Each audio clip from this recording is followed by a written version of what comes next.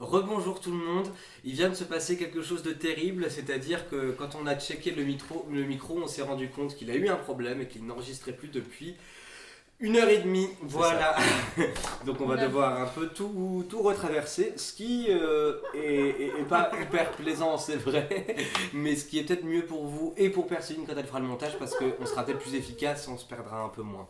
On s'était peut-être un peu étalé sur certaines choses. Alors, Jason, je veux bien que tu nous redises où on en était avant de couper. Du coup, vous n'aurez pas le point de nourriture parce que depuis, il n'y a plus de nourriture. Voilà, c'était mon seul boulot. Voilà. Et on me l'enlève. Voilà, vous ne m'entendrez plus parler. Voilà. Donc où nous en étions, si ma mémoire est bonne. Voilà, au début de la trahison, où donc Vanor se rend compte que le prince va le trahir, qu'il essaye de lire l'avenir du prince et le sien, de voir son avenir, et qu'au final il ne voit plus rien, et donc il en déduit qu'il va pas tarder à partir de l'autre côté. Donc, comme Vanor est quelqu'un de très calme et de très considéré, et de cool, il décide juste, foudrage, de tous les tuer en fait. Voilà. Donc après là, on apprend que Vanor est capable de faire un tour de passe-passe assez incroyable. Il peut se créer un masque et disparaître. Parce qu'en fait, il faut savoir que l'oracle, même il a beau changer de visage constamment, il est tout le temps reconnu par son aura. Donc là, il a en fait un tour de magie, c'est qu'il crée un masque, il se donne un objectif, et en mettant ce masque, il se cache derrière. En fait, il perd presque connaissance jusqu'à ce que son alter ego, ce masque, remplisse sa tâche, et ensuite il reprend pleine conscience, ce qui lui permet d'être complètement anonyme et de passer inaperçu. C'est ainsi qu'en fait il disparaît de ses appartements pendant la cérémonie pour se rendre dans la clairière pour mettre en œuvre son plan machiavélique, qui est donc de tuer la licorne magique, parce que dans son esprit un peu malfaisant, si je tue la licorne ne pourra pas dire que la princesse est la grande prêtresse, et donc du coup il n'y a pas de souci, quoi. Donc il tue la licorne, il cache la corne de la licorne dans un buisson, globalement. Et il essaye de se débarrasser des preuves en se lavant dans le lac et en jetant l'arme du crime. Sauf que l'arme du crime, comme elle est tachée du sang de la licorne, elle fait que réapparaître, que pointer Vanor comme coupable, et il ne peut pas la détruire. Donc il a l'idée de la confier au forgeron et de lui ordonner de faire un brasier continu pour que la lame soit en permanence refondue et ne puisse pas le désigner comme coupable, du moins pas tant qu'il ait pris le pouvoir dans quelques heures. Forgeron dont il connaît le prénom et qu'il a ensorcelé. Tout à fait. Voilà. Notamment aussi pour avoir des relations avec lui. Donc là, c'est pas très bien. C'est pas très woke, hein. Voilà, c'est même pas du C'est tout. pas très woke. Voilà. C'est hypocrite en partie par rapport à la démarche qu'il avait dans la défense de ses enfants, par rapport au père qui abusait de son fils. Tout à fait. Ouais. Voilà. Mais bon, dans la mesure où le forgeron n'est pas son fils, c'est pas grave. Est-ce que c'est maintenant que je dois refaire le point corps? Bah moi je trouve que c'est pertinent. D'accord. Oui, vas-y, refais. Mais d'ailleurs, ça ne vous a pas dérangé? Oh là là. Mais ce que je disais lors de l'épisode perdu. L'épisode perdu, on va l'appeler comme ça. Voilà. C'est que moi, ça m'avait beaucoup dérangé que Vanor change de corps et que ça ne lui fasse rien. Et que, en fait, j'ai aucun problème avec le fait que le personnage change de genre, d'âge, de tout ce que vous voulez. Mais j'ai un souci avec le fait que ça ne lui cause pas quelque chose et ça n'engendre pas quelque chose chez lui, parce que moi, en tant que comédienne, quand je travaille un personnage, je lui donne un corps différent, un rythme différent. Si je travaille une petite vieille avec de l'embonpoint, c'est pas la même chose que si je travaille un jeune premier, quoi, dans mon physique. Donc ça fait que j'ai certaines capacités ou pas, enfin que ça crée autre chose. Et le personnage de Vanor, ça m'embêtait que j'ai pas de réflexion sur son corps, jusqu'à ce que je me dise en fait il s'en fiche puisque c'est un personnage un peu faustien, ce qu'il veut c'est la connaissance. Et quand on me dit qu'en fait finalement il veut des relations sexuelles avec le forgeron, et c'est que finalement il en a quelque chose à faire de son corps. Et voilà, et j'étais la seule à avoir noté ça tantôt, maintenant tout le monde le sait autour de cette table.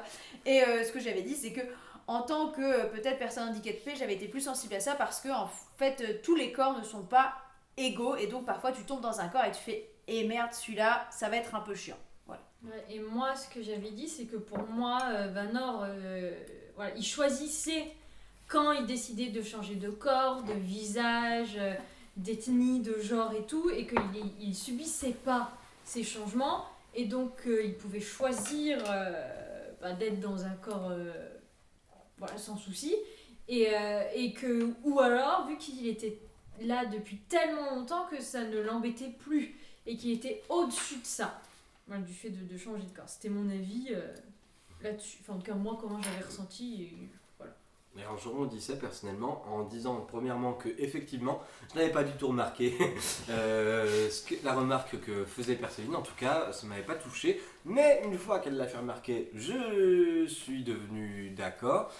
Et je faisais un parallèle avec Entretien avec un vampire, donc le premier tome de la chronique des vampires d'Anne Rice, dans lequel on suit le personnage de Louis et son rapport au corps évolue beaucoup puisque au début de son récit, il parle beaucoup de son rapport au sens, de son rapport physique au monde, et sans spoiler, disons qu'il lui arrive pas que des choses chouettes, et qu'il est amené à faire des choix très forts qui vont modifier le rapport qu'il a au corps, c'est-à-dire qu'il va s'en détacher complètement. Donc, en y réfléchissant après coup, je me suis dit que ce rapport progressif aurait pu être pertinent. Donc une fois que Vanor a trucidé la licorne magique, il n'en reste pas là en fait. Il va voir le prince et il va lui demander de l'aide en prétextant qu'il a besoin de s'assurer que le rituel se passe bien le lendemain matin et donc il faut qu'il emmène le prince dans la clairière. Donc le prince, il le suit, hein, il n'a pas de raison de s'opposer à ça. Vanor en profite sur le chemin pour sonder un peu l'esprit du prince, lui poser des questions, s'assurer qu'effectivement il comptait bel et bien le trahir. Et il se rend compte qu'effectivement c'est le cas. Donc Vanor se résout à se venger. Alors du coup c'est un peu délicat d'utiliser le terme vengeance alors que le prince n'a encore rien fait, mais bon, c'est pas grave, ça dérange pas Vanor. Du coup Vanor plante la corne qu'il a récupérée dans le crâne du prince qui était assis dans la prairie en train de prier. Et chose magique, il se transforme maintenant en licorne, le prince. Voilà, parce qu'apparemment planter une corne de licorne dans le crâne de quelqu'un le transforme en animal. Donc ensuite il lui donne l'ordre d'attendre la cérémonie du lendemain. Vanor rentre au palais et va semer le doute un peu dans l'esprit de la princesse, puisque le prince était censé rejoindre sa sœur. Et le lendemain, du coup, donc la licorne, elle devait en principe rejeter la princesse en lui transperçant la paume de la main, et ainsi, du coup, Vanor pouvait prendre le pouvoir. Pendant qu'il a tué la licorne, il a récupéré aussi son sang, pour pouvoir ensuite guérir à la fois son fils et sa fille. Sauf que rien ne se passe comme prévu. Blessé par la trahison de Vanor, la licorne devient noire, blesse la princesse qui se change en monstre et qui projette donc le fameux mal d'onde et qui finit par tuer tous ceux qui entrent à son contact. Y compris Vanor, que la princesse attrape d'un geste affectueux de réflexe, elle attrape le fameux bras droit de l'archiviste qui depuis ne fonctionne plus.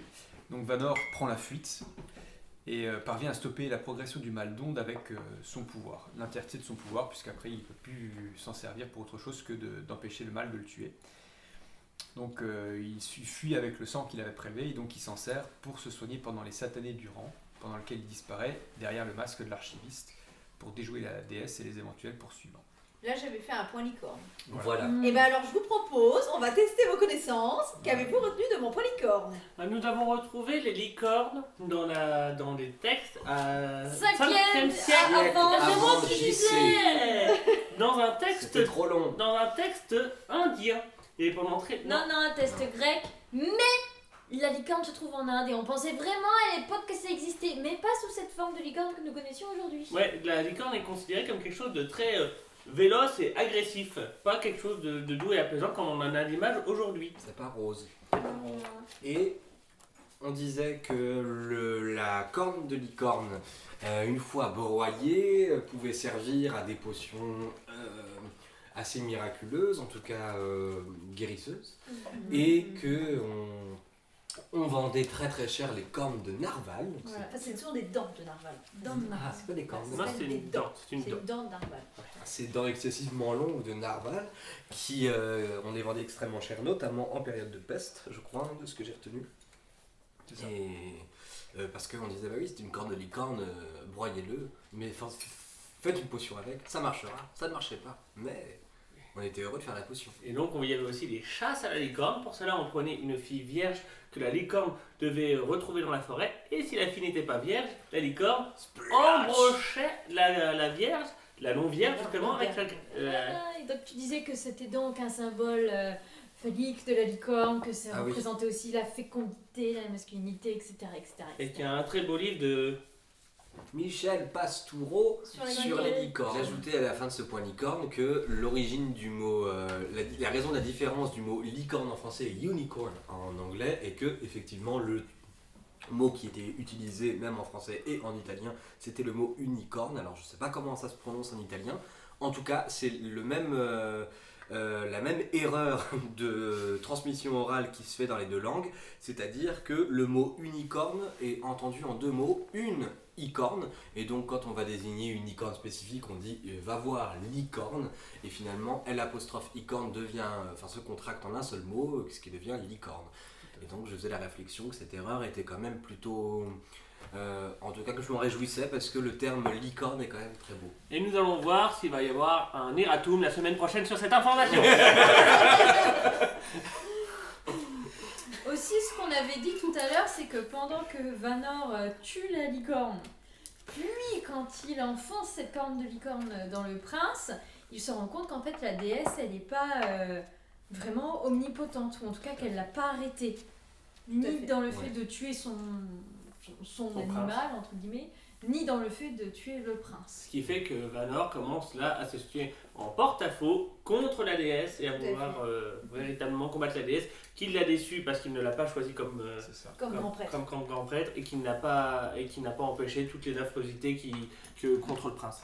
C'est ça, parce que Vanor s'estime trahi de la déesse puisqu'il a mis sa vie à son service et qu'elle ne lui a pas offert le poste de calife à la place du calife. Voilà. Et donc on arrive au livre numéro 2. Attends. Oui, donc je disais aussi tout à l'heure dans l'épisode perdu qu'à la fin, en fait, c'est vraiment en fait Vanor à la fin qui écrit qui relate le passé et qui écrit ses derniers instants dans le fameux recueil de qui est redevenu en fait l'archiviste. Il dit à présent la vérité est dite, je vais mourir. Roche Étoile va se libérer de mon emprise, mes forces me quittent, mon temps arrive à son terme, etc. Puisse Roche Étoile disparaître et demeurer notre tombeau. Et paf, tu te dis, c'est la fin du premier livre. Pour commencer le deuxième, le livre 2. Et moi, je me suis dit, ça y est, en fait, le livre est refermé, tout va disparaître. Et c'est quelqu'un qui, des années plus tard, va retrouver ce livre et va l'ouvrir. Enfin, c'était l'idée que je m'étais faite à la fin de ce livre 1. Moi aussi, j'avais eu la même réflexion que toi. Et en fait, comme une certaine personne le dit au chapitre d'après, ma foi, il semblerait que j'ai quelque peu anticipé la conclusion. Bien évidemment, c'est Vanor qui dit ça. Et voilà, et je te laisse reprendre le résumé, si vous comprendrez. Donc au chapitre 11 du premier chapitre du livre 2, Vanor passe l'arme à gauche, mais son âme est prisonnière du livre. Eh oui, surprise. C'est pire que Voldemort. C'est un peu le seum Vanor quand même sur ce coup. Et donc du coup, il continue son rôle d'archiviste puisque il se retrouve enfermé dans le livre.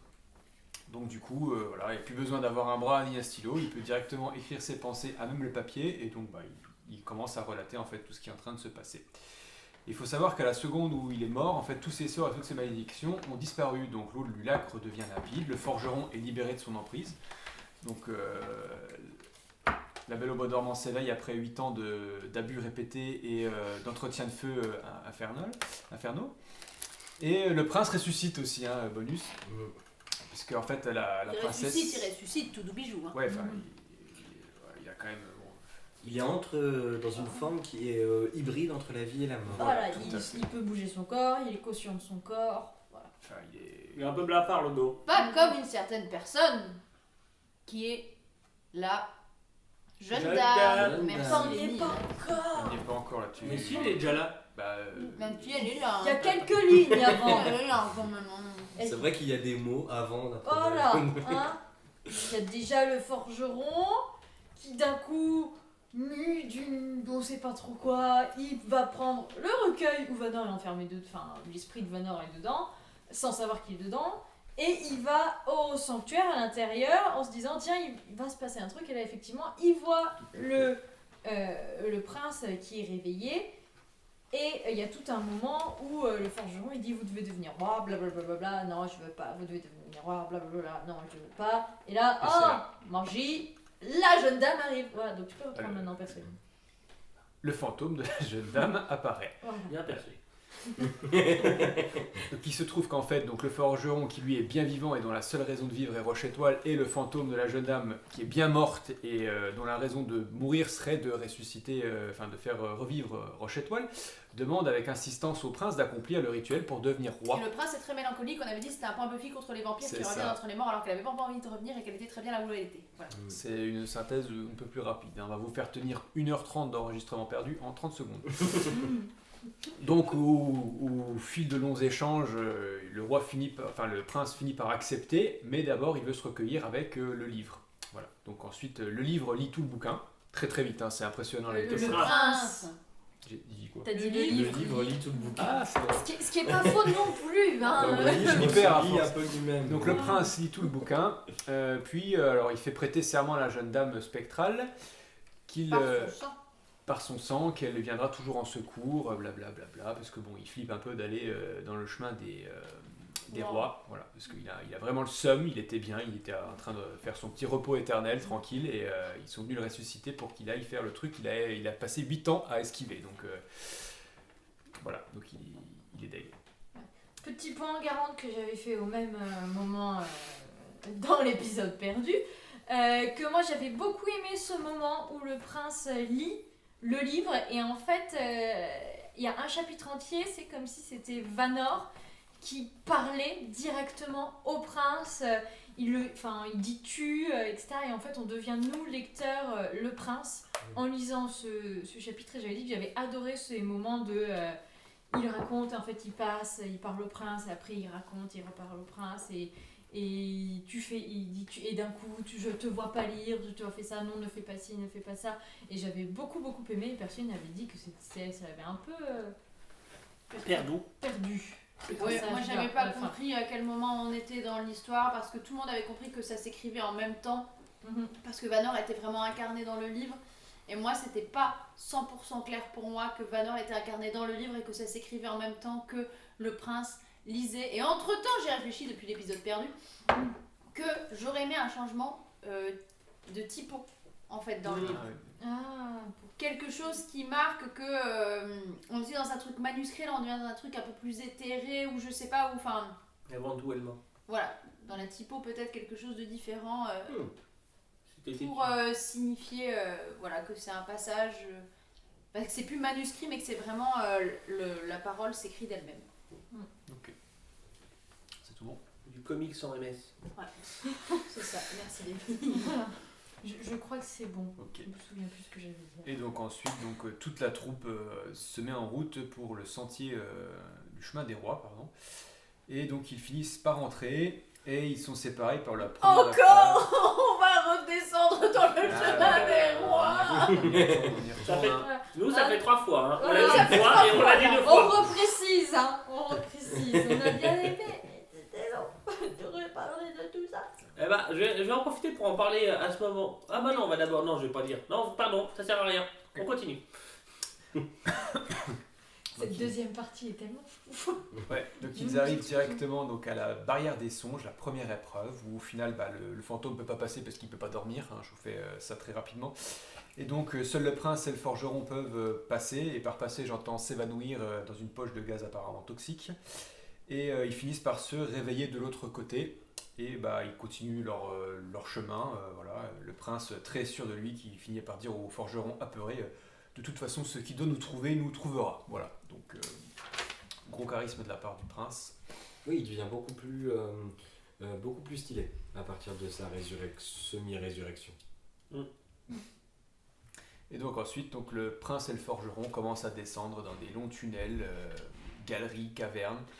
Et donc il commence à faire noir sous terre. Et là, on a la première apparition de créatures, de larves, d'insectes lumineux dont la couleur passe du bleu à l'orange, au rouge en fonction de la température. C'est dégueu. Et là, du coup, on a un passage où, au final, le prince fait semblant de s'adresser au forgeron pour expliquer son point de vue, mais tout en tenant, en fait, toujours contre lui le livre, le grimoire Vanor, du coup. Et donc, il lui explique, en fait, que la déesse le harcelait en rêve pendant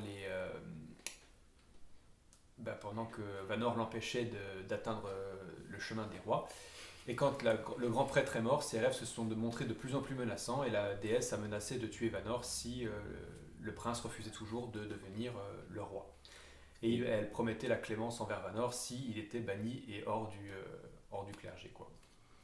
Je faisais la réflexion aussi, c'est bien de noter, non seulement au cours du roman, mais même en quelques chapitres, comme on a changé d'atmosphère à plusieurs reprises.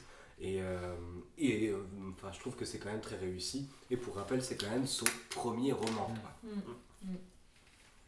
Et donc du coup, le prince, terrifié et trompé par la déesse, il décide de trahir Vanor pour son propre bien en fait, puisqu'il décide que il va accepter de le bannir pour que Vanor puisse avoir la vie sauve.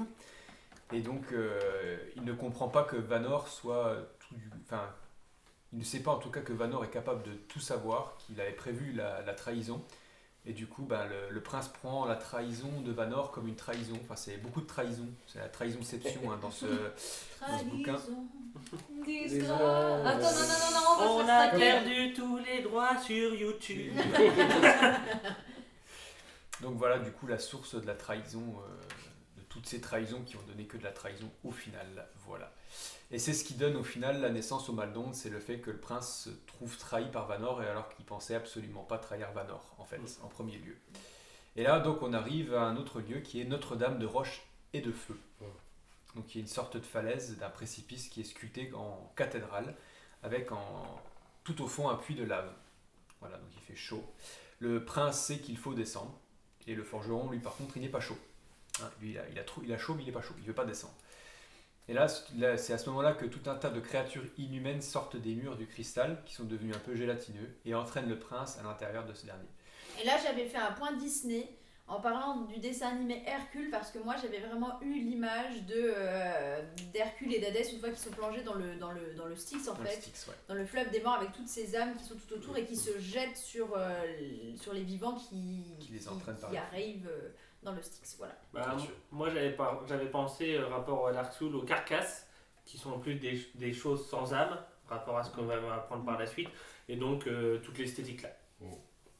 Moi j'avais fait un petit point Harry Potter parce que, alors sachez-le, je crois qu'on est 2 ici à avoir lu ou regardé Harry Potter, et ça me faisait penser, je ne sais plus comment ça s'appelle en français, mais aux Inferize, donc ces cadavres qui sont non pas ressuscités mais contrôlés, qui n'ont pas d'âme ou quoi que ce soit, et qui enfin, dans le film et dans le 6 en tout cas, attire Harry vers les bas-fonds. Ça m'avait beaucoup fait penser. Ouais. Donc du coup, tout ça se passe sous les yeux un peu écarquillés du forgeron, qui d'un coup pète un boulon et se met à creuser du coup du marteau, le sol, le mur et les créatures, jusqu'à rejoindre le prince évanoui.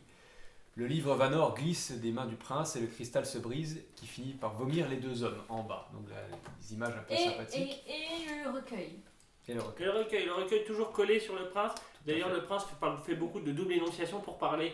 Il fait semblant de parler au forgeron, mais en vérité, il parle au livre et il sait qu'il y a Vanor dedans. C'est ça. Donc là, le prince se réveille seul, dans une caverne, dans de l'eau. Donc du coup, belle aubaine, le prince il se dit « Ah bah super, j'ai plus la jeune femme qui veut absolument que je sauve Roche-Étoile, j'ai plus le forgeron enfin bref, voilà, vous m'avez compris. Puis le forgeron qui veut sauver aussi Roche-Étoile, du coup je vais peut-être rester dans l'eau à attendre la mort tranquille. Sauf que manque de bol, il y a un centaure en armure géant qui apparaît, donc, qui est appelé le champion de la déesse. Et dont la mission est d'accompagner jusqu'au cœur de Roche-Étoile. Là, on avait fait un point illustration. Ouais. Tout à fait. Alors, je vous ai remarqué aussi le fait que alors que le terme licorne était prononcé, le terme centaure n'était jamais prononcé, et que ça avait une influence en tout cas sur la façon de visualiser la créature. Sauf que on a une illustration qui montre très clairement un grand centaure un peu classe avec un masque, alors que la description qu'on en a, c'est quelque chose de plus dégoûtant et de plus abominable. Et donc on est parti sur une réflexion autour des illustrations qui, du fait que ça soit l'illustration de l'autrice, fait que ça nous enferme, et on se dit c'est la bonne vision. Ça aurait été un truc artistique, on aurait pu dire bon c'est une vision artistique, alors que là on a tendance à dire c'est sa vision. Et sur des moments comme ça, ou sur une créature qui est quand même plutôt bien exprimée, ça nous force quelque chose alors qu'on aurait pu l'imaginer. Moi j'ai eu le même problème avec Roche-Étoile au début, où je trouvais que c'était assez bien exprimé sans avoir besoin de ça. Mais il y a d'autres illustrations, par exemple avec le roi qui part à la guerre, ça marchait très bien parce que ça donnait une ambiance, et que de toute façon on voit, c'est très beau, il y a des belles symboliques, et on voit bien le roi qui s'en va, et c'est pas quelque chose ça nous prive d'aucune imagination. On se faisait la réflexion que on était tous d'accord, je crois, pour dire que les illustrations étaient très belles, ceci dit, et que ce qui était gênant n'était pas tant le fait que les illustrations soient présentes, mais qu'elles soient en fait incluses dans le récit, et que ça mériterait de faire une sorte de carnet d'illustrations, peut-être à la fin du livre. Donc voilà, suggestion, si jamais vous rééditez Voilà. à un moment On donné La Cité On prend Diaphane. 10%. On prend 10% par personne, Par donc personne, donc, ça fait 50%. 50% de la prochaine publication. voilà. Net. Net.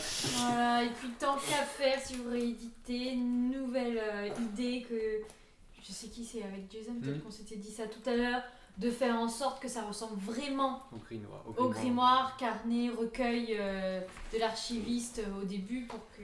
Enfin voilà, si vous avez des questions, Ouais, en une général, édition demandez. limitée comme ça, un certain nombre d'exemplaires, on veut bien Ouais, vous donner des idées. Voilà, on prend. Demandez-nous, on sait mieux.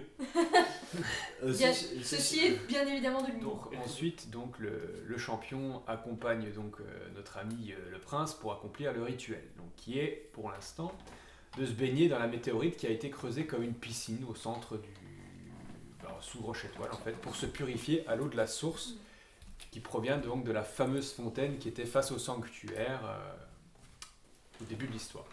Donc il s'exécute et reste sous l'eau un long moment, puis ressort pétrifié, tétanisé, terrifié, en balbutiant quelques mots à propos du roi fou. Suspense, suspense.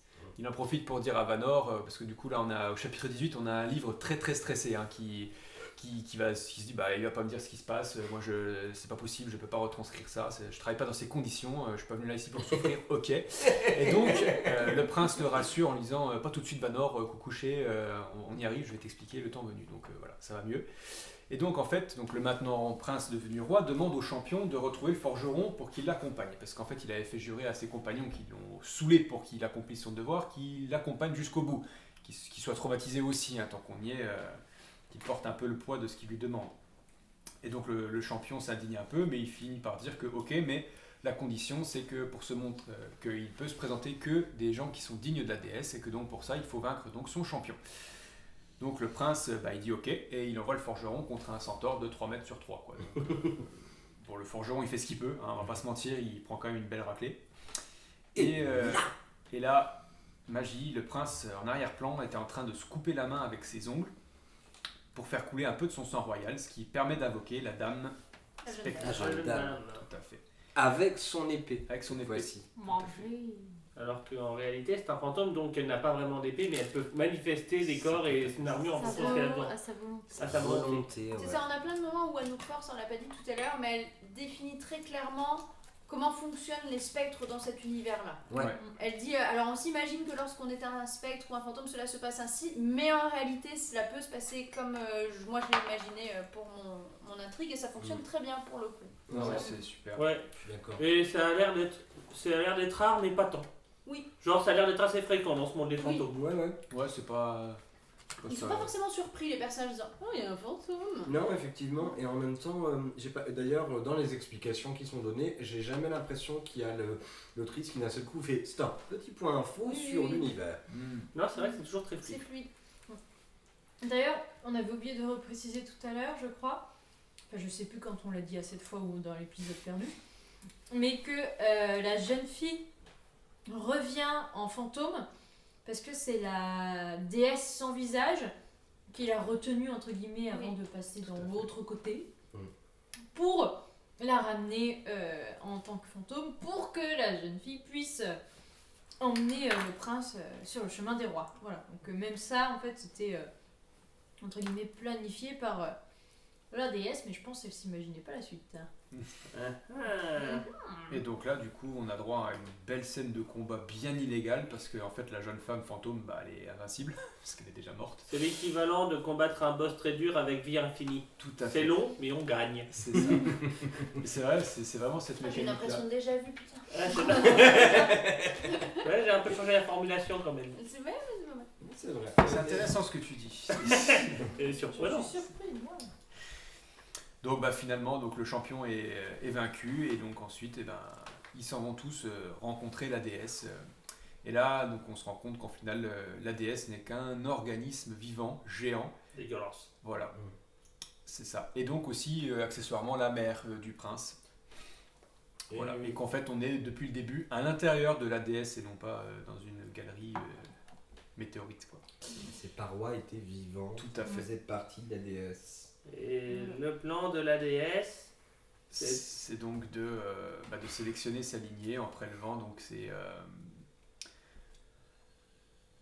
de sélectionner sa lignée, c'est de se reproduire en fait avec le prince, donc pour qu'il devienne roi, et ainsi de suite, et lui donner des enfants et perpétuer la lignée à l'infini, quoi. Donc de C'est ça Ken, qui son rend, fils. C'est ça, voilà. C'est ça qui rend les rois fous. Ouais. C'est ce rapport avec la grande déesse. Et C'est la déesse sans visage. ça explique aussi le rapport horrible que son père avait eu avec ses enfants. Oui. C'est aussi, en fait, c'est le moment, se baigner c'est traumatisant et ça c'est la fin du traumatisme. normalement. Ouais, c'est ça. Et moi j'avais dit que ça faisait déjà à peu près 2-3 chapitres que j'avais deviné que la déesse c'était probablement leur mère et qu'elle allait probablement demander Au prince. au prince de se reproduire avec elle. Voilà, je pense, j'avais deviné ça à peu près dès que le champion est arrivé en disant il faut maintenant que tu ailles voir La déesse. la déesse. Et j'avais aussi dit que autant des fois, effectivement, comme on avait dit, les illustrations, elles pouvaient empêcher, ou en tout cas bloquer un peu l'imaginaire. Autant là, moi j'ai eu beaucoup de mal à m'imaginer cette fameuse déesse et j'aurais pas été contre une illustration parce que ça, voilà, j'étais un peu perdue et après on Ce m'a à dit quoi je rétorquais avec véhémence que ce n'était pas vrai. Qu'en réalité, vu que c'est un côté horreur, c'est-à-dire c'est si monstrueux que normalement juste à le voir, c'est incompréhensible, c'est monstrueux. Et le fait que ça déforme toute logique, que ça soit compliqué à l'imaginer, bah, ça fait partie. Moi, ça m'a pas dérangé parce que c'était trouvé ça encore plus immersif. Ce qui nous amène aussi à un petit point Lovecraft, où on parlait de la description du rapport au divin et du monstrueux chez Lovecraft, dans le sens où sa façon de décrire ces créatures, et notamment ce qu'il appelle les grands anciens, sont de faire comprendre à quel point c'est indescriptible. Ce qui fait que paradoxalement, on s'approprie l'image de ces créatures-là. Et par rapport aussi au passage de cette déesse sans visage dont on voit les statues pendant une grande partie du roman, et ensuite la vision. Excusez-moi. On est fatigué. On a l'impression de dire la même chose 2 fois, c'est horrible. Mais ce que je voulais dire, je vais y arriver, c'est que le passage effectivement de cette image de la déesse en tant que statue, et qui sont en tout cas très élégantes, à cette masse monstrueuse, c'est qu'est-ce que je voulais dire avec ça?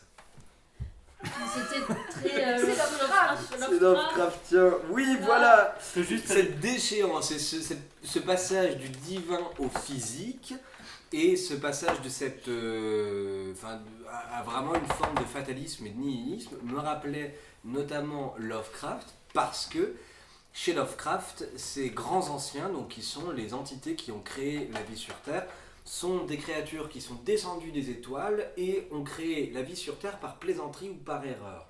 Et ça me rappelait beaucoup ça. Voilà. Très bien. Ah non, je disais autre chose aussi.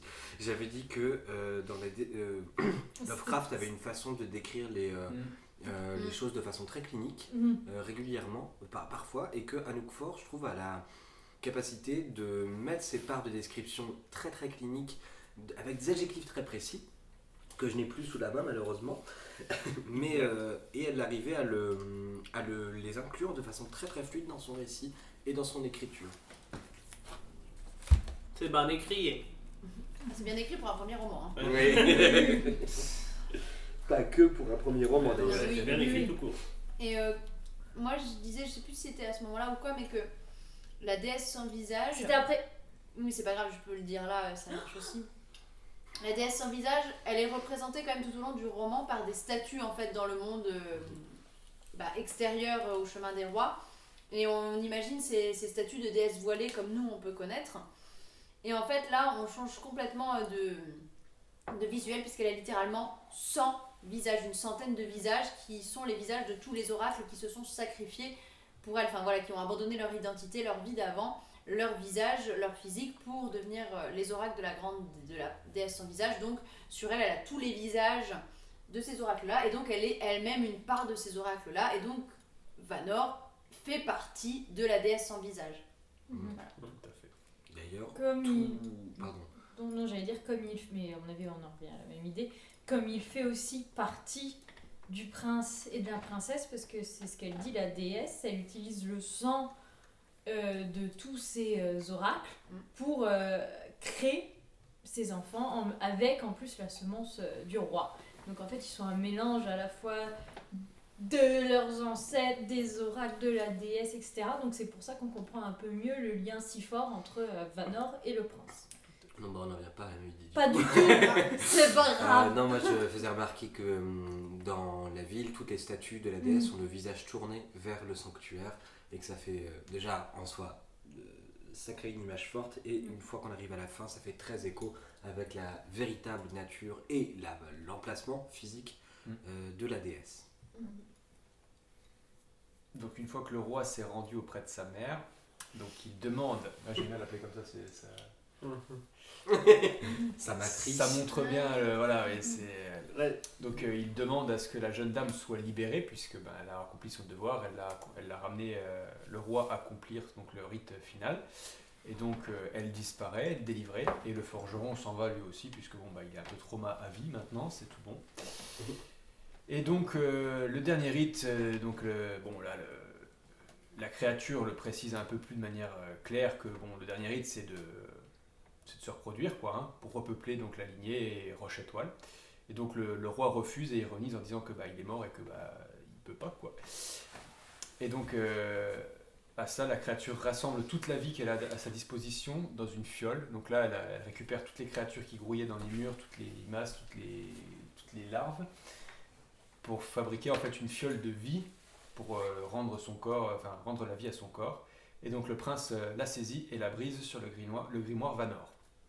Donc ensuite, là, Vanor gagne toute la vie de Roche-Étoile, et s'ensuit un combat épique psychique pour l'esprit du roi entre la mère et Vanor, qui se battent, qui cherchent à prendre le contrôle de l'esprit. La mère cherche à prendre le contrôle de l'esprit du prince, et Vanor cherche à l'en protéger. Donc du coup un gros combat psychique, hein, ça se bastonne mais sans se bastonner. Et puis finalement elle finit par leur dire de partir avec son livre sous le bras. Voilà. Et qu'elle allait reconstituer ailleurs une nouvelle colonie. Ça, en gros, elle n'avait pas besoin de lui finalement, qu'il allait mourir, tant pis. Voilà.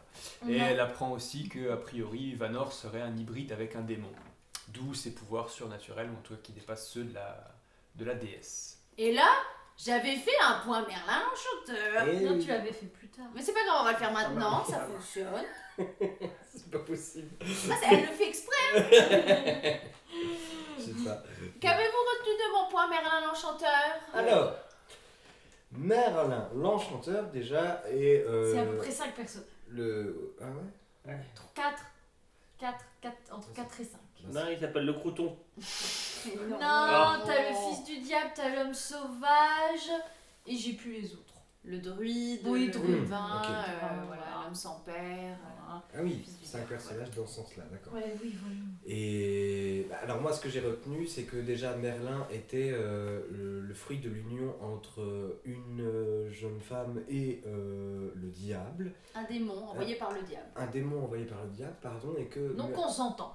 Oui, qu'elle est non consentante, que il est le fruit d'un viol, et que Merlin est l'antéchrist puisque il est, entre guillemets, la réponse du diable face à l'envoi Agissé. Voilà. Tout à fait. C'est-à-dire que Dieu envoie son fils sur terre et le diable dit bon écoute, allez hein, on va faire pareil. Et On le retrouve d'abord chez Geoffroy de Monmouth et Monmouth, ensuite pas de chez couteau. Robert de Boron. Ah Voilà. mais pourquoi t'as confondu Monmouth et Crouton? Non, Robert de Boron. Crouton, Boron. Voilà. Moumoute, mélange Crouton. D'accord. Logique, Voilà. non? Mais c'est Merlin Crouton. Et en fait, on explique que comme la jeune mère qui est une pucelle va tout de suite se confesser au père Blaise parce qu'elle pense effectivement qu'un incube, succube est venu la trouver dans son sommeil, et bien donc Dieu pardonne la mère, et donc ce qui fait que Merlin a à la fois des pouvoirs qui viennent du diable, donc il peut voir dans le passé des pouvoirs qui viennent de Dieu, ce qui fait qu'il peut voir dans l'avenir, et c'est un peu ce qu'on retrouve chez Manor, cette dualité des pouvoirs qui viennent à la fois du bien et du mal, et qu'on a un personnage qui est surpuissant, qui a vraiment des pouvoirs de super héros littéralement, et qu'ensuite c'est à lui, par rapport à son libre arbitre, de choisir où il penche. Et en plus Merlin, la fin de sa légende, c'est qu'il est enfermé dans une des légendes, en tout cas, parce que il y a plein de les légendes arthuriennes, il y a plein de fins possibles en fonction des endroits où elles sont contées, et une des légendes, c'est qu'il est à tout jamais enfermé dans un palais, et qui fait même corps avec ce palais, avec cet endroit-là, et c'est un petit peu ce qu'on retrouve avec Vanor, qui est enfermé à tout jamais dans un livre et qui fait corps avec l'ouvrage. Voilà. Donc le dénouement, c'est le roi qui bannit le forgeron pour qu'il puisse vivre ailleurs, loin de la cité morte de Roche-Étoile. Et le roi s'en va avec le livre. Ils se retrouvent tous les deux en tête à tête au bord du lac, tête à tête entre le livre et le prince, ça je précise, pas avec le forgeron. Le forgeron il part, on suppose peut-être même qu'il s'est noyé. Il va sûrement se suicider. Ouais, En voilà. tout cas, c'est très probable. Il y a de fortes chances, voilà. Au fond et au loin, on voit toujours Roche-Étoile qui disparaît tout doucement. Et là, du coup, le roi commence à mourir, puisque bon, il était quand même plus très très frais. Et Vanor étant un semi-démon, ayant reçu la vie de la déesse avec cette fiole brisée, son âme n'est plus attachée au livre, et donc il décide, en fait, le prince décide de lui céder son corps pour partir, en fait, voilà. Et fin. Je disais que j'étais très touché par les derniers échanges qu'ont le prince, dont on apprend le prénom à la fin, qui est Yevaniel. C'est breton. Donc, entre Yevaniel et Vanor, où Yevaniel demande « Mère, éprouves-tu des remords pour ce que tu nous as fait ?» Et que Vanor répond « Des remords, non, je m'y refuse, je m'y refuserai toujours. Commencer à regretter maintenant serait lamentable. Mais j'ai compris bien des choses, il m'a fallu du temps pour accepter ton récit et par conséquent admettre mon erreur. À présent, je ressens une sorte de délivrance. » Et que cet échange m'a beaucoup touché. Voilà. Et parce qu'il n'est pas question exactement de pardon, même si c'est une notion qui est présente entre ces deux personnages, mais qu'en fait ça va au-delà de ça. Ça va au-delà de pardonner l'autre, c'est quand tu passes à l'étape supérieure et que finalement ces choses-là n'ont presque plus d'importance quand tu as avancé trop loin et vécu trop de choses, je trouve. Ouais, et puis au final, ils se rendent compte qu'ils ne se sont pas véritablement trahis. Oui. Aucun n'a trahi l'autre, en tout cas, qu'il n'y avait pas de source à Bon, tout quand ça. même. Enfin, Vanor, il s'est vengé quand même. Ouais.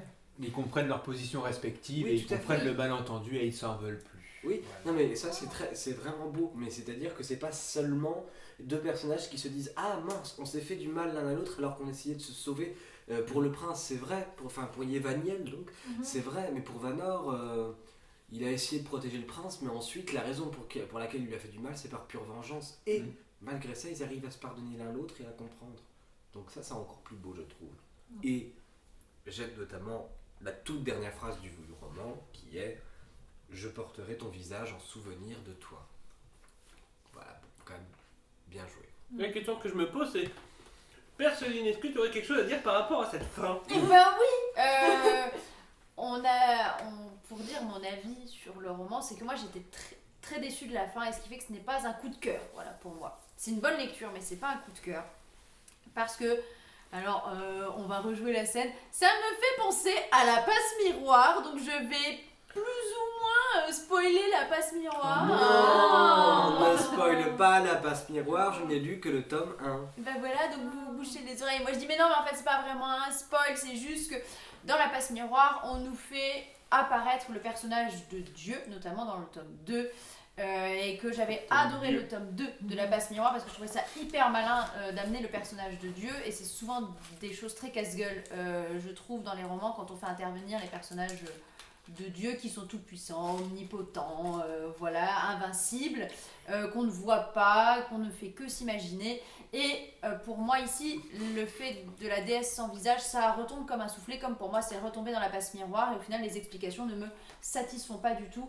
Et là, la déesse sans visage, le fait qu'on la voit aussi monstrueuse peut-elle être, et ben ça lui enlève toute magie,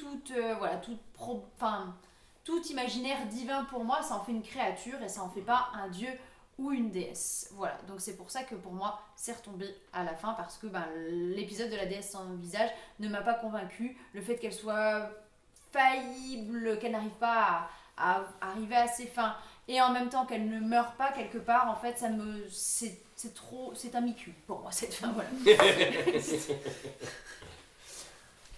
Mais je disais que, pour en avoir parlé avec mon doux Jason, et son explication à lui, ça me plaisait plus, et je n'y avais absolument pas pensé, et je veux bien croire à cette option-là pour ne pas être aussi déçue. Et je disais que j'avais très certainement un gros problème avec le divin, avec le sacré et avec Dieu, mais j'étais au courant et je me soignais. Voilà. Moi, ma théorie, c'était que du coup, comme Roche Étoile est issue d'une météorite, puisque peut-être cette espèce d'organisme qui vivait à l'intérieur était peut-être d'origine extraterrestre. Arrête, on n'a pas les droits. Et donc, moi je disais que moi aussi c'était ma théorie, et que même c'était pire que ça, que ce n'était absolument pas une déesse ou quoi que ce soit, c'était plutôt une sorte de parasite. Une espèce de parasite qui s'installe quelque part et qui prend la vie, et que la roche étoile, ça serait juste un moyen d'amener la vie autour d'elle, et toute la religion, tout ça, ce sont juste des créations pour aspirer la vie, qui peut être une référence à Dark Souls, premier du nom, le boss qui est dans les catacombes, qui est une espèce de mythe, qui attrape une sorcière et qui attire la vie autour d'elle, et c'est un dieu, et en fait tu remarques que ce n'a qu'une fois que tu arrives à presser toutes les carapaces, c'est un monstre avec un seul point de vie, un truc tout ridicule, et puis qui se fait passer pour un dieu ou une déesse. Tu avais même Donc, employé le terme de tic. Des tics, j'avais dit quoi? De La tic. fait dit parasite, Parasite, qui était ouais. moins imagé. Mais vois. vraiment Ça marche bien. juste une tique qui s'installe et qui pond, exactement. Moi, j'étais partie sur le fait que la déesse m'avait ni chicu, déçu ni choqué. Voilà, c'est mieux dit comme ça. Enfin, choqué, si, c'était quand même dégoûtant. Bah, Mais je veux dire, dans le sens où moi, j'étais plutôt partie du fait que un peu religion polythéiste, et que chaque région de ce pays ou cette contrée avait son chef-lieu, on va dire son ou sa déesse, on va dire, de référence, comme Athènes avec Athéna. Et donc pour moi c'était la déesse sans visage ici, donc ça m'a pas donc ça m'a fait penser effectivement aux dieux de la mythologie grecque, qui sont ni forcément bons ni forcément mauvais, avec les titans qui sont aussi peut-être monstrueux, violents, tout ça. Donc j'ai pas été déçue comme Perceline de cette révélation, mais pour moi ce que j'ai vraiment aimé, oh là, pardon, je tousse. Donc je disais, moi ce qui m'a vraiment plu dans le livre, c'est ce qui m'avait un peu perturbée au début justement, c'est ce passage de c'est un recueil, puis c'est la narration, et puis on parle à notre personnage, enfin voilà, c'est tout ce rapport au texte qui m'a beaucoup plu, et j'avais dit que ça m'a réconcilié. Qu'est-ce qui se passe? On parle à l'oreille. On termine, on revient là, t'inquiète pas. on termine. D'accord, ok. Et je disais oui que ça m'avait un peu réconcilié avec la fantaisie et de lire en français. Parce que... J'ai pas raté le top. Ouais. Ils avaient déjà fait ça tout à l'heure. Parce On avait très que, content. voilà, oui, moi je disais que je lisais beaucoup en anglais, parce que parfois je trouvais que certains auteurs français, c'était alambiqué, c'était long, etc. Un peu comme Ray Bradbury, hein, même en anglais. Voilà, je vais toujours le recaser, Ray Bradbury. C'est ton défi pour tous les épisodes. Ouais, j'en parlerai à chaque fois. Et que là, même si c'était un vocabulaire riche et tout, que la plume ne m'avait pas dérangée, j'avais pas trouvé ça plombant. Et comme personne l'avait dit, à chaque fin de texte, on va faire un petit... Plombant, pas plombant. Voilà, plombant, pas plombant, selon Garande. Et donc, pas plombant ici. Et ça fait quand même... Alors, peut-être pas le coup de cœur de l'année, mais ça fait partie des livres que j'ai vraiment apprécié lire Et moi, cette année. j'ai noté, De mon côté, on peut y un petit tour coup de cœur quand même. je dis juste, une plume magnifique, véritable travail littéraire, plaisir de la langue et du vocabulaire. Oh. Moi j'ai un truc aussi que j'avais dit la dernière fois que j'ai pas dit là, c'est que j'avais été un peu déçu aussi de la fin, par rapport au fait que le rite de passage des rois était excessivement compliqué et risqué du point de vue de la déesse, plutôt que elle qui est capable de fabriquer des licornes et des centaures, de créer une créature qui pourrait séduire le prince et faire tout le travail à sa place. Voilà. Mais l'explication tic de Lenny faisait, Tout à fait. Faisait sens. faisait sens par rapport à ça. D'ailleurs, une grosse tique, C'est un titan. Voilà, c'est ce que j'ai dit. Par rapport au titan. Ouais, titan. titan, voilà. Waouh. J'assume pas, mais j'ai vraiment beaucoup ri silencieusement tout à l'heure. Parce qu'on a fait on a tous fait, du coup j'ai fait une messe back qui a traversé toute la tablée avec la pauvre Enguerrand dans son coin de table qui pensait qu'on se moquait d'elle. J'ai le putain. Oh là là, le bichon. Mais arrêtez, ils vont me croire qu'Enguerrand, elle se fait bully par tout le reste du groupe. Mais ça marche comme petit peu vrai. ça marche comme ça un groupe, qu'est-ce que tu veux, c'est la manière optimisée. Alors, coup de cœur ou pas de coup de cœur? Alors, Non, on a appris des mots. Mais Lady et moi, on a appris, mais on les a pas notés. On se souvient plus. non, Et parce maintenant, on que se souvient. J'ai appris un mot. J'ai appris un mot moi aussi, et ça voulait dire joyeux mais triste. C'était une traduction de bittersweet. bon, ceci dit, pour recontextualiser, c'est que je posais une question qui est une question que je trouve on se pose trop peu souvent entre lecteur et lectrice à la fin d'une lecture. C'est est-ce que vous avez découvert des nouveaux mots? Et en tout cas, c'est mon cas dans ce roman-là. Par exemple, j'ai découvert l'adjectif lilial qui signifie. Non, ça, c'est un roman d'Homère. Je voulais la faire tout à l'heure. Lilial avec un L qui signifie qui est relatif au lys, la fleur, voilà. Et j'ai appris aussi le mot diaphane d'ailleurs. Ouais. Pour tout vous avouer, quand j'ai proposé la lecture à Cité diaphane, je ne savais pas ce que ça voulait dire diaphane, mais je trouvais que c'était un mot qui était très joli. Bah. Ceci dit, je voulais dire aussi Attends, que. j'ai un point pour diaphane, c'est rigolo. Vas-y, fais un point diaphane. Quand j'étais à la bibliothèque pour demander la cité diaphane, à chaque fois je disais PH, mais ils savaient forcément que c'était PH. Je disais, mais c'est dingue, ils connaissent le nom famille diaphane. Mais... On l'avait pas eu tout en Et du coup, j'ai dit, waouh, les gens ils ont le nez quand même, c'est littéraire. Hein. Ah, tu ne l'avais pas dit. Bah oui, je garde un peu de surprise, j'en garde toujours au cas où si le truc il coupe. C'est vrai, bah t'as Tout à raison, fait. maintenant, on va pas tout dire. Donc vas-y, tu peux continuer. C'était pour enchaîner sur les coups de cœur. En tout cas, pour moi, effectivement, ce roman, c'est un coup de cœur. Pour plein de raisons, pour l'univers, pour les personnages, surtout pour l'écriture, que je trouve qui est vraiment une langue magnifique et qui n'est pas pompeuse à aucun moment. Et je disais aussi que très souvent, voilà, j'ai pour habitude de souligner des passages que j'aime beaucoup dans les romans, et là en fait je ne l'ai pas fait.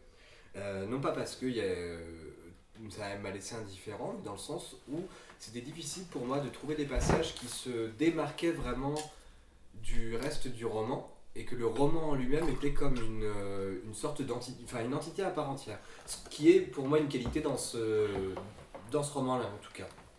Et par rapport à la fin, je n'ai pas du tout été déçu. La fin fait que c'est un coup de cœur aussi, parce que c'est une thématique qui me parle beaucoup, la découverte de la nature de la déesse. Mais avant de parler de ça, je voulais nuancer en disant que j'étais d'accord avec Perceline sur un point, qui est qu'on ne trouve pas assez, à mon sens, de romans dans lesquels il y a un vrai rapport au sacré qui le reste jusqu'au bout et qui prend vraiment le risque d'explorer l'absolu et le vertige que ça implique. Mais voilà, après sinon, référence à Lovecraft, toujours, où c'est différent, les dieux sont vraiment incarnés, ils sont vraiment physiques, mais il y a toujours cette idée que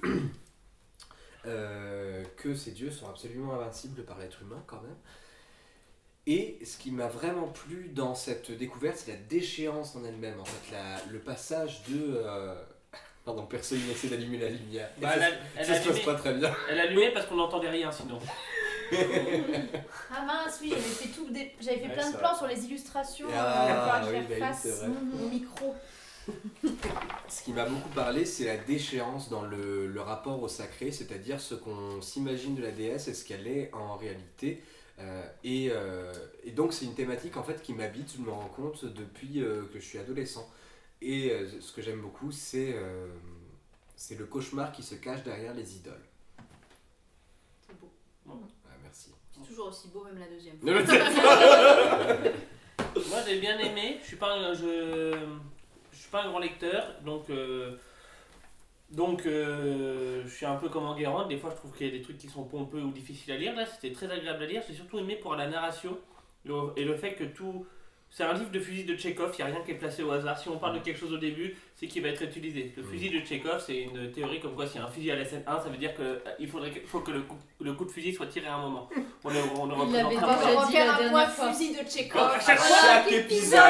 Moi, c'est Ray Bradbury, Leslie, c'est le fusil. Non, mais je trouve que c'est important. Non mais c'est vrai Ah, mais parce que c'est les gens important. ils savent pas. Et moi j'explique toujours à mes élèves le fusil de Tchekhov quand ils disent sur scène on peut mettre ça. Je dis pourquoi? Parce que Ouais. c'est joli. Je dis non il faut que ça Eh serve. ben, il n'y a rien qui sert pas dans ce bouquin, alors qu'on parle de beaucoup de choses et qu'il y a 300 pages et qu'il n'y a rien qui sert pas et qui pour de la fantasy c'est très rare.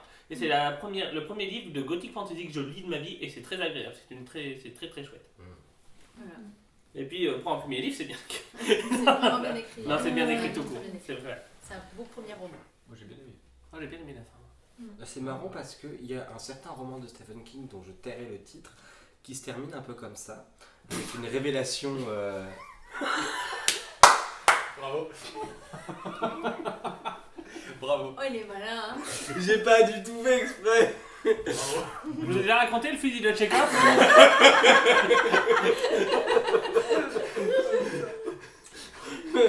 Donc, bref. Si vous voulez lire, je vais seulement le comprendre. Bref, il y a un roman de Stephen King qui se termine avec une explication qui est de l'ordre d'un météorite. Bref. Et ça m'a beaucoup déçu, moi, à ma lecture, alors que dans ce roman-là, non. Donc, je trouve que c'est une qualité, en tout cas de mon point de vue. Le mot de la fin? Non on pas avait encore. dit faut faire nos trois Ah, les trois. recommandations. Les trois Il y en a recommandations. 3, et si j'en ai qu'une, Bah t'en as qu'une. Ah oui, les Avec trois. qui j'avoue, j'ai pas. Vu que c'est plus un genre que je lis, Mhm. j'ai pas. Ouais, Voilà, donc mais moi- pas de souci. Alors, pourquoi ça m'a fait penser à ça? Mais moi, je sais pas encore vraiment.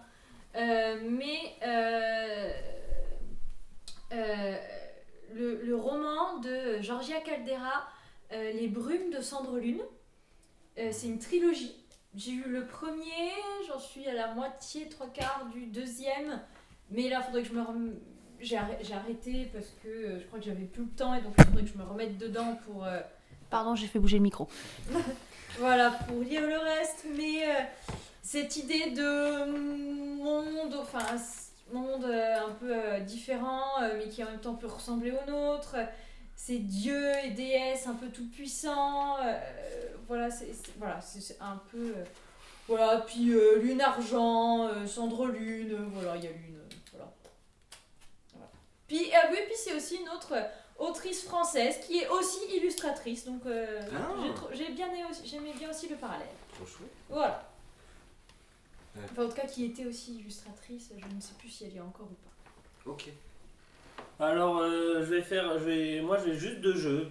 C'est des trucs très directs. Un qui l'a inspiré, donc la série des Dark Souls, qui représente beaucoup ça. Mais encore plus d'un point de vue gluant et corporel, parce que Dark Souls, c'est plus. C'est pas. quoi l'histoire de Dark Souls?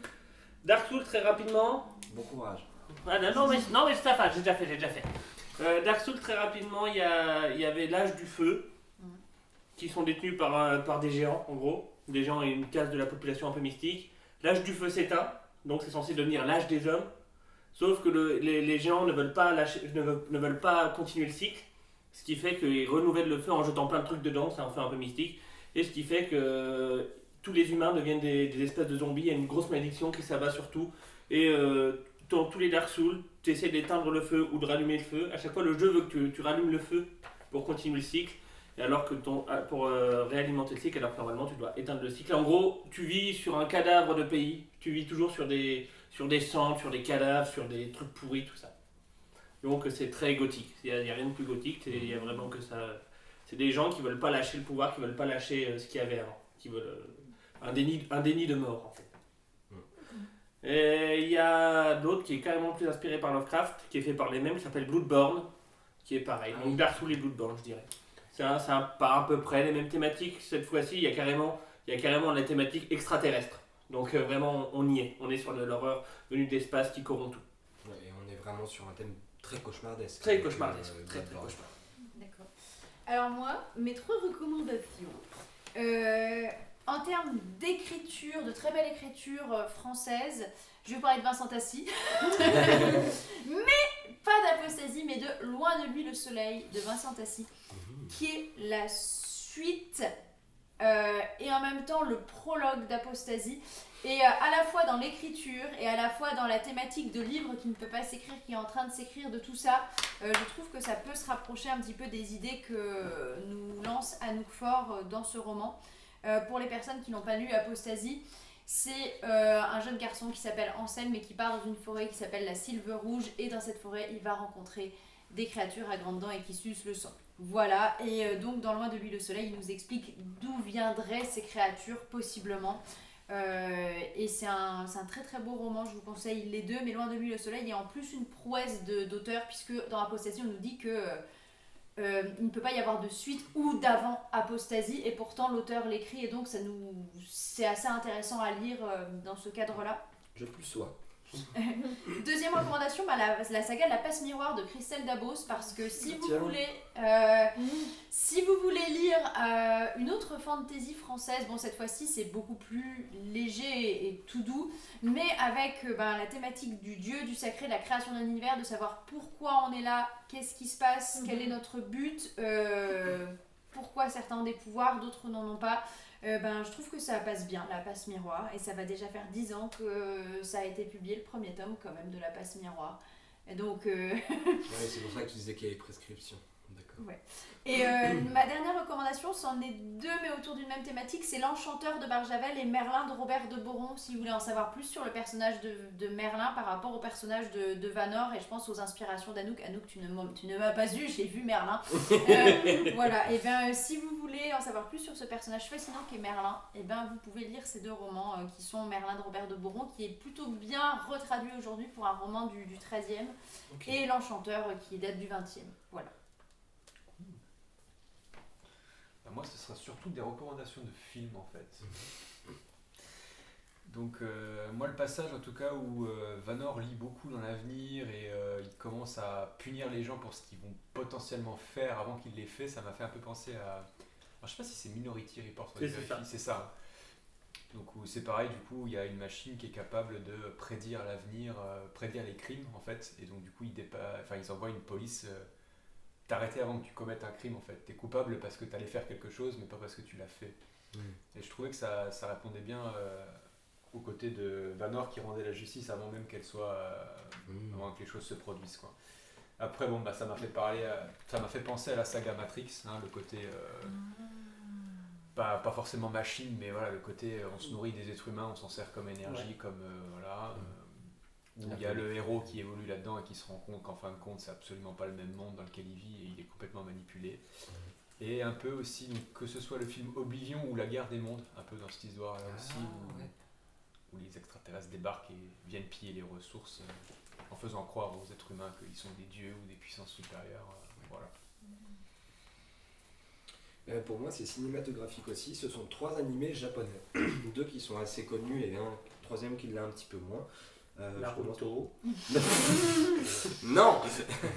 Le premier qui est un peu moins connu, c'est Devilman Crybaby, qui est disponible sur Netflix. Pour résumer l'histoire très très très brièvement, ça se passe dans notre monde, mais dans notre monde il y a des démons, c'est acté, ils sont là, ils sont présents et ils possèdent des gens régulièrement. Et une vague de jeunes qui s'amusent à faire des rave parties où ils invoquent des démons. Et on suit un personnage qui est un peu l'emblème du loser, enfin sans jugement, je veux dire, il est présenté comme ça, et qui lors d'un rituel se fait posséder par un démon très puissant, et on suit son parcours à mesure que les démons affluent. Et en fait, il y a beaucoup de thématiques qui sont brassées dedans. Il y a l'aspect fataliste et nihiliste qu'on retrouve parfois dans la cité diaphane. Il y a l'aspect très physique des créatures qui est énormément exploité dans Devilman Crybaby. Et il y a aussi la cruauté en fait, de ce qu'amène le dépassement de la créature par rapport à l'être humain. Les relations qui se dénaturent entre la mère et l'enfant à travers une intervention extérieure, bref. Il y a beaucoup de thématiques en fait que j'ai retrouvé là-dedans. Si vous n'allez pas bien, ne regardez pas cet animé. Attendez d'être en de bonnes conditions parce que sinon, enfin, ça sert à rien vraiment d'ajouter un trauma supplémentaire parce qu'il est très violent. Le deuxième, c'est Full Metal Alchemist. Ah, mais oui. Bah oui. Et oui. Alors moi, je n'ai pas lu le manga et j'ai pas vu le premier animé. Donc je parle de Full Metal Alchemist Brotherhood. Donc c'est-à-dire celui qui respecte la fin originale du manga. L'histoire de Full Metal, on suit deux frères, donc dans un univers qui est fictif et dans lequel l'alchimie existe. Deux frères qui perdent leur maman et essaient de la ressusciter au moyen d'alchimie, alors qu'ils sont, je pense qu'ils ont une dizaine d'années, ils sont vraiment très très jeunes. Sauf que ça foire, non seulement ce qui est invoqué est une créature qui meurt atroce et qui meurt sur le coup, et en plus, l'un des deux frères, Alphonse, perd l'entièreté de son corps. Edward, le frère aîné, arrive à le ressusciter, en tout cas à incarner son esprit dans une armure, et il doit sacrifier pour ça sa jambe et son bras. Et donc ils vont à la quête en fait de ce qu'ils vont appeler la pierre, de la pierre philosophale, quoi, aussi pour. Il me semble que c'est pour Sauver le fraté. pour sauver notamment Alphonse, donc qu'il n'ait plus une armure, qu'il ne soit plus une armure. Je recommande Full Metal Alchemist, bon déjà parce que à partir du moment où l'intervention de la magie quand même est assez proche en fait à certains endroits de la cité diaphane, mais surtout la relation fraternelle est très très belle, très bien exploitée et très proche à certains endroits de ce qu'on peut retrouver chez le prince et la princesse, et surtout le rapport à la nature de l'alchimie, à la nature de ces choses-là, aux créatures, enfin on est très proche. Si vous voulez savoir à quoi peut ressembler la reine, allez voir Full Metal Alchemist parce qu'il y a des créatures qui leur ressemblent beaucoup avec des visages comme ça. Ouais. Enfin le dernier, qui est un de mes animés préférés et une de mes œuvres de fiction préférées, c'est Code Geass. Code Geass, pourquoi est-ce que je le recommande ? Pour le coup, c'est un animé qui a été adapté en manga par la suite. C'est assez rare pour être soulevé. Un animé qui date de 2001, qui a très bien vieilli. Il a un petit peu vieilli sur un point, c'est-à-dire que comme il date de 2001, on imagine que ça se passe en 2017. Mais les dates sont très peu mentionnées, donc vraiment on peut en faire abstraction très facilement. Le postulat de Code Geass, c'est que l'Empire britannique ne s'est jamais détruit, c'est toujours un empire, il s'appelle l'Empire de Britannia, et c'est un empire encore plus colonisateur qu'à la base, et on suit en fait, une fois que le Britannia a colonisé le Japon, on suit le personnage de Lelouch. C'est un nom pourri pour des Français, mais une fois que vous aurez vu le personnage, vous lui pardonnerez son nom absolument affreux. Et qui est, je spoil un tout petit peu le début, qui est un prince déchu, caché parmi les Japonais, qui s'appelle les 11, puisque la zone a été rebaptisée zone 11, et qui va se venger contre Britannia. Pourquoi est-ce que je recommande Code Geass ? Parce que il y a déjà vengeance. Alors là, si vous aimez les histoires de vengeance, go. Si vous aimez les histoires de jeux de pouvoir, go. Si vous aimez les histoires où on recherche la vérité absolue sur l'univers, pareil. Si vous aimez les dilemmes moraux, pareil. Il y a énormément de thématiques qui sont explorées et le personnage de Lelouch parfois se rapproche de Vanor sous certains aspects et peut. Voilà, vous allez beaucoup pleurer si vous regardez Code Geass. Le mot de la fin, je pense, c'était bien. Voilà. Mais en parlant, la transition est trop belle pour que je m'attarde sur un mot de la fin. En parlant dehors de votre domaine de compétences, nous allons voir la prochaine œuvre. Une œuvre que j'ai proposé à lire à Personine il y a de ça 7 ans. Ou 8 ans. Toujours pas lu. Qui, à mon avis, n'a pas lu une seule page. Une œuvre qui ne se trouve pas sur papier. Une œuvre qui nécessite beaucoup de culture populaire et où le média est aussi important, voire plus important que ce qui est raconté. Une œuvre qui va être excessivement compliquée de parler juste en audio, mais que tout le monde pourra lire car c'est gratuit et sur internet. Je parle d'Homestuck, un webcomic. Waouh! Alors, Homestuck se trouve sur internet. Et il y a 8000 pages. Je ne vais pas vous demander de lire les 8000 pages. Tu me fais peur. Pour le mois prochain, sachant que c'est dans 15 jours, ça va être difficile. Cependant, il y a un site français où tout est traduit. Ok. Parce que c'est anglais à la base. C'est anglais à la base. Me demande pas de le lire et en anglais et en français. Ça se lit très bien en anglais. Moi, je vais le lire en anglais. Ok, bah alors en anglais. Mais il faudra nommer la page parce que je crois que c'est la 1040e page, à peu près. Et donc, c'est fait par Andrew Houssy. Et la version française est faite par quelqu'un qui se nomme Stoud. Je vérifie que je me trompe pas. Tu nous enverras les liens avec c'est sur internet. Ouais, puis de toute Vous façon, tapez Homestuck FR, vous tombez directement. Et donc, il y a à peu près 1000 pages. Il n'y a pas forcément beaucoup de texte par page. Et c'est un webcomic. Génial. On vous partagera tout de toute façon dans la description de l'épisode et sur Instagram. Et puis on vous dira jusqu'où on ira. Parce que si vous regardez en anglais, là on va jusqu'à la fin de la page française. Donc à peu près comme je dis 1000 et quelques pages. Et on dira c'est laquelle page en anglais pour ceux qui veulent lire en anglais parce que ça se lit très bien en anglais. Ok. Alors, sachant que pour vous dire à quel point le média est important, il y avait à l'époque des jeux Flash à regarder et à jouer. Mais Flash n'existant plus, il est possible de télécharger des applications pour jouer aux jeux Flash où le site propose des captures d'écran pour les gens qui n'ont pas Flash. Ça peut se lire sur téléphone comme ça peut se lire sur ordi. Ok. Voilà. Donc Homestuck, quelque chose de très connu à l'étranger avec une fanbase assez énorme qui est un peu vieux et qui normalement n'est pas connu enfin c'est plus dans le monde geek et populaire qu'on retrouve ça et donc c'est pas une perle que j'ai découvert, c'est quelque chose de très connu et que j'ai envie de faire découvrir ce petit monde là. Bah c'est trop bien parce que ça sort de notre zone de confort et c'est trop cool. Complètement. Et on est là pour ça aussi.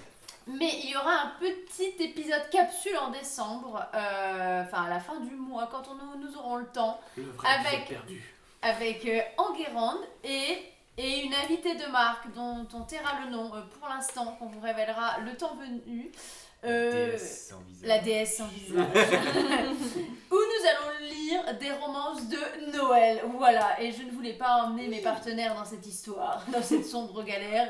Donc on se retrouvera tantôt d'ici Noël pour cet épisode spécial capsule qui durera moins longtemps que nos grands épisodes à nous 5.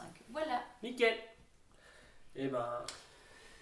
Eh bien écoutez, j'aimerais bien faire quelque chose sur certains podcasts s'ils le font et j'aime beaucoup l'idée, c'est trouver un signe ou un mot à mettre dans les commentaires s'ils ont écouté jusqu'au bout de l'épisode, vous voyez ce que je veux dire? L'épisode perdu ou l'épisode Mettez un extraterrestre. Un emoji extraterrestre? Un emoji extraterrestre. Non, il n'y a pas une soucoupe volante dans les emojis? Un emoji de l'espace. avec Si vous voulez être un peu sneaky, mettez une étoile. Et si vous vraiment voulez, vous êtes libre. Ok, et ben voilà, si vous avez écouté l'épisode jusqu'au bout, mettez un emoji en lien avec l'espace. On vous souhaite une bonne journée, bonne soirée, bonne nuit, enfin je ne sais pas où vous en êtes dans votre vie au moment où vous écoutez l'épisode. Bon moment. Bon moment quand il arrive. Et au mois prochain. Au mois prochain. Bisous. Des Au bisous. revoir. Allez, c'est toi qui raccroche. C'est toi.